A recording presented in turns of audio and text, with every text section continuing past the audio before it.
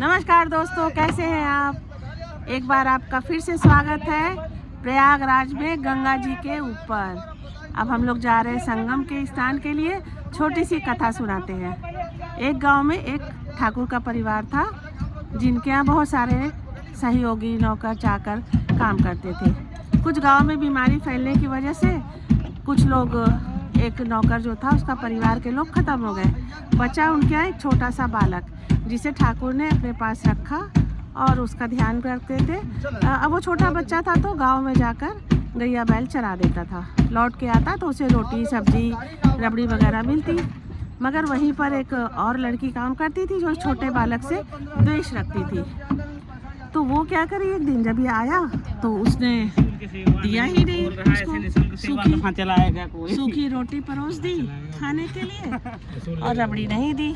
छोटा बच्चा था, बोला धूप से आया हूँ दीदी, थोड़ा सा हमें आप रोटी सब्जी रोटी भी दे दीजिए, साथ में रबड़ी भी दे दीजिए।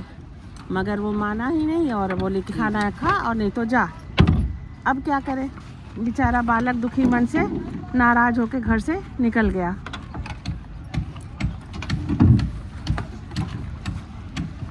उसके बाद चलते चलते वो गांव के जब बाहर पहुंचा तो क्या हुआ कि एक संत का परिवार मिला उसको। वहाँ पर अखाड़ा टाइप का था जहाँ पर वो सबको खिला रहा था। खाना खाने के लिए वो अखाड़े में पहुँचा। अब क्या करे, वहाँ पर धीरे धीरे घुलने मिलने लगा। तो साधु संतों ने पूछा कि क्या बात है, बच्चा तुम्हारे साथ कोई आया नहीं, कोई तुम्हें लेने नहीं आ रहा है। बोला मेरे साधु जी, हमारे सारे परिवार के लोग ख़त्म हो गए हैं और मैं जहाँ काम करता था वहाँ से नाराज़ होकर आ गया हूँ। उस बच्चे के ऊपर दया करके उन साधु लोगों ने उसे अपने साथ रख लिया, उसे शिक्षा दीक्षा दी, काशी विश्वनाथ में पढ़ाया, पढ़ते बहुत विद्वान हो गया। धीरे धीरे वो महामंडलेश्वर बन गया, कथा वाचन करने लगा। कथा करते करते एक दिन वो उसी ठाकुर के गाँव में पहुँचा जहाँ उसे निमंत्रण मिला, जहाँ से वो आया था। अब जब वो कथा कह रहा था तो ठाकुर का निमंत्रण भी मिला उन्हें, महामंडलेश्वर जी को। तो उस बालक ने, जो अब बड़ा विद्वान हो गया था, कथा को कहता था, उसने ठाकुर की बात मान ली और उनके घर भोजन करने पहुंचा। जब वहां पर उसे हलवा पूड़ी और तरह तरह के खाने, स्वादिष्ट व्यंजन परोसे जा रहे थे, तब उसने बताया कि मैं ही वो छोटा बालक हूँ ठाकुर साहब, जो आपके घर से भाग गया था। ठाकुर साहब को सारी कथा याद तो थी कि एक छोटा बच्चा था, चला गया था।